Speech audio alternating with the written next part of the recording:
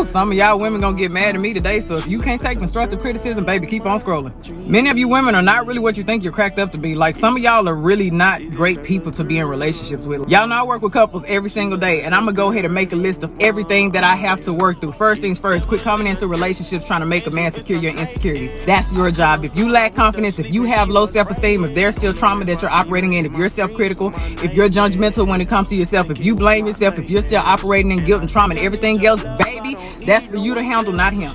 Respect his space. Like, stop becoming so preoccupied and hyper aware of what a man has going on. As soon as you see his mood is off a little bit, you start becoming overwhelming. What's wrong? What's wrong? What's wrong? Let me tell you how men are.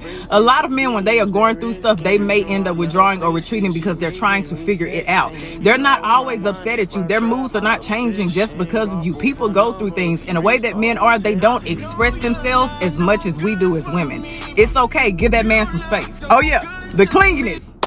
Clinginess is cute to an extent, baby, but once you become codependent and you're always getting jealous whenever this person goes out, and you become anxious whenever they're not around you, you start blowing up their phones or they gonna hang out with their friends, that is problematic, and you're gonna push them away. As much as many of you all don't want to believe it, it's absolutely okay for a man to admire another woman. As long as it is a quick look, boom, and he's not staring, and he doesn't have a wandering eye, and he's not impulsive, and he's not a cheater.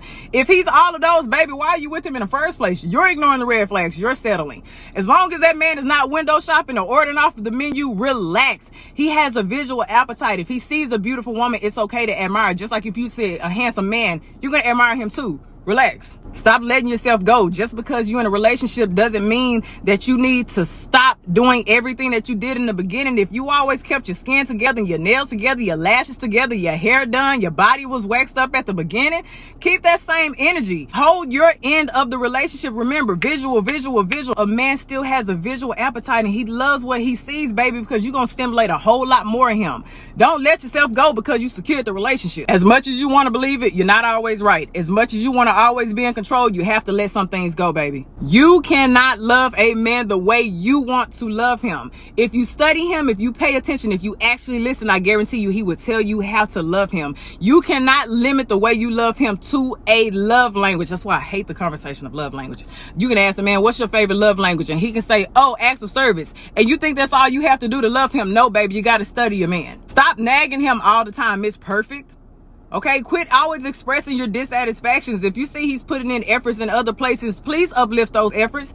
Acknowledge him. Show that you appreciate that. If it's something like a pet peeve, baby, compromise. I know a lot of women have a hard time compromising. Baby, you got to find a middle ground. Sometimes it's just not worth you bringing up a dissatisfaction. A lot of you all just be nagging. You're pushing that man away. It's okay. He's not always going to fit your idea. He's not always going to satisfy you in every area. Baby, I promise you, every trait that you may have on your beautiful checkoff list, he may not measure up to every single one of them. That's why you have to be selective. But stop nagging all the time. You can't read minds and you can't predict the future. So stop trying to interpret things and stop trying to jump to conclusions. Baby, it's not healthy. It's a distorted way of thinking, and it will kill your relationship. Being independent is okay, but why do you have to be so independent that you're unreceptive? Men love to be needed. If you're so independent that you won't even allow him to help, what is he there for? Stop involving everybody in your relationship. I don't care if it's friends or family. They have no place to be in your relationship. So stop involving them. Their opinions do not matter. Their advice does not matter. They are not the person that you were sleeping with. Relax. You think you're doing something when you're comparing your man to everybody else. You're comparing your man to your best friend's husband, and yada, yada, yada. And now he's pretending to be something that he's not. That's very uncomfortable for a man. Baby, constructive criticism and destructive criticism are real things. If you're always criticizing, you're going to push him away, and he's going to end up faking things, and that's going to make him unhappy, and then the intimacy is going to decline. And whose fault is that going to be?